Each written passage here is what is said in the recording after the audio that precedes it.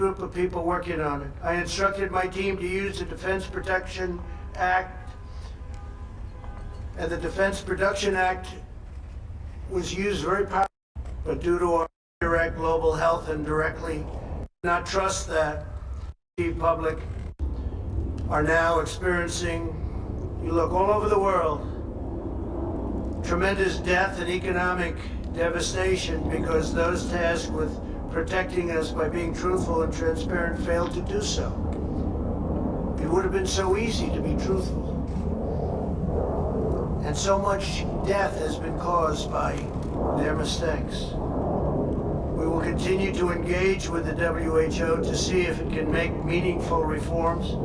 For the time being, we will redirect global health and directly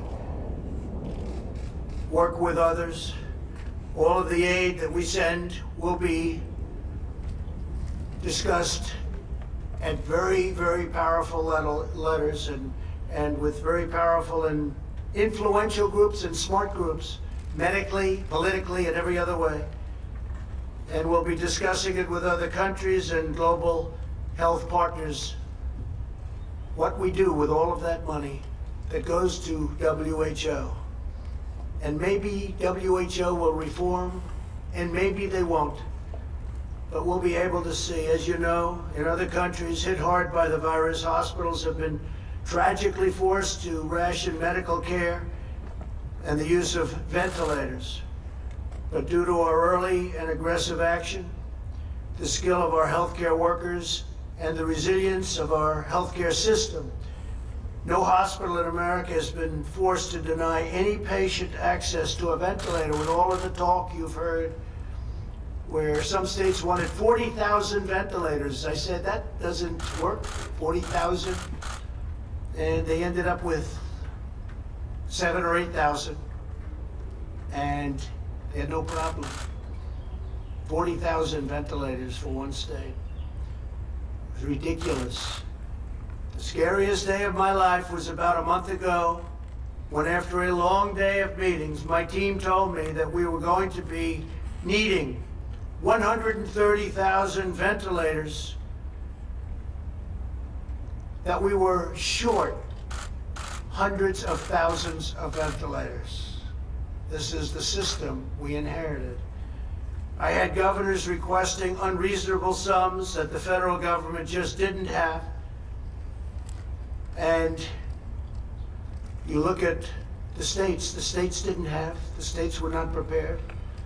I knew that every person who needed a ventilator and didn't get one would die. And that's what we were told. They would die. I saw in other countries doctors having to make decisions on who got a ventilator and who didn't. And I knew that this would be a defining challenge of the crisis. Those that didn't get ventilators were said to be in a position only of one alternative, and that was death. Would we be able to prevent Americans from dying because we couldn't get them ventilators? And the ventilators that they needed, and they needed immediately. I instructed my team to move heaven and earth to make sure that this didn't happen. We started to smartly ration and distribute the ventilators that we had and that others had.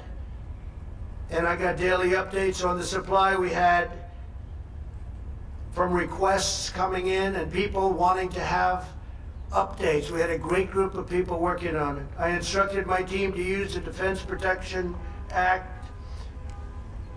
and the Defense Production Act was used very powerfully, more powerfully than anybody would know. In fact, so powerfully that for the most part, we didn't have to officially take it out. It was a hammer. It was a very powerful hammer in order to manufacture as many ventilators as possible. Last year, America manufactured from a dead start 30,000 ventilators. And this year, the number will be over 150,000 ventilators. It could be as high as 200,000, far more than we'll ever need. So we'll be able to stockpile. We'll be able to talk to states about stockpiling. These are high-quality ventilators. We had a choice. We could do inexpensive, less productive ventilators or high quality. We've done a high quality ventilator. So we should have anywhere from 150 to 200,000 ventilators. In addition to that, we have 10,000 ventilators right now in the federal stockpile, ready to move. Should we need them? We might not. Should we need them in New York or New Jersey or in Louisiana or in Illinois or any other state that may need them if we have a surge? I'd like to ask Adam Bowler to come up and just say a few words. He's done a fantastic job, a young man who worked 24 hours a day on handling this situation, and I'd just like to have Adam, wherever he may be, come up and say a few words. Adam, please. Thank you very much.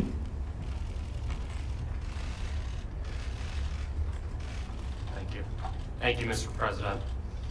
At your direction, this country has worked hard over the past few weeks to ramp up ventilator production through all means possible. Thousands of ventilators are coming in now, monthly, with over 100,000 by the end of June. At the same time, there are over 60,000 ventilators in our hospitals right now that are not in use. Knowing this, and at your direction, we reached out to the American Hospital Association to design a system that allows hospitals to lend ventilators to other hospitals right when they need it. Within the past week alone, 20 top health systems have signed up for this dynamic ventilator reserve, representing over 4,000 ventilators.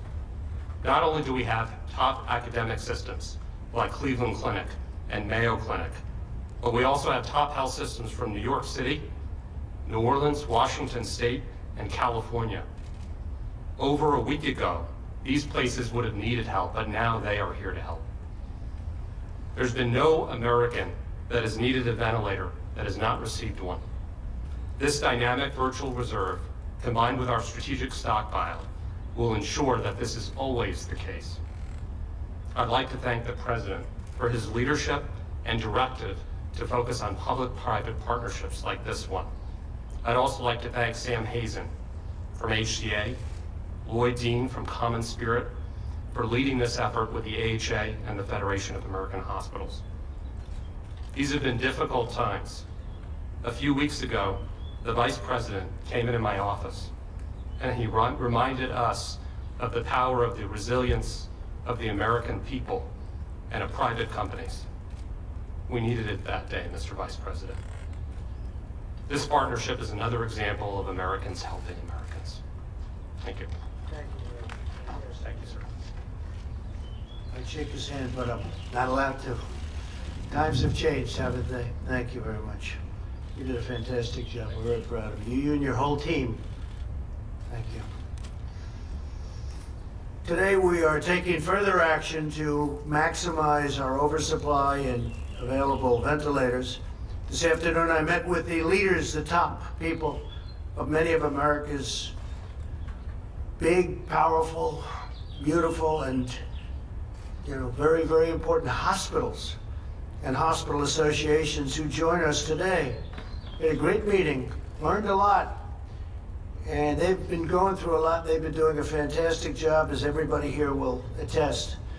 I'm pleased to announce that my administration is partnering with the hospitals across the country to create an innovative new system called the Dynamic Ventilator Reserve, so that we're going to have tremendous numbers of ventilators that we're able to help our states with at a later date. If there's ever a problem like this, which we hope to God will never happen again. It was 1917, 1918. That's a long time ago. We hope it never happens again. And I'd like to ask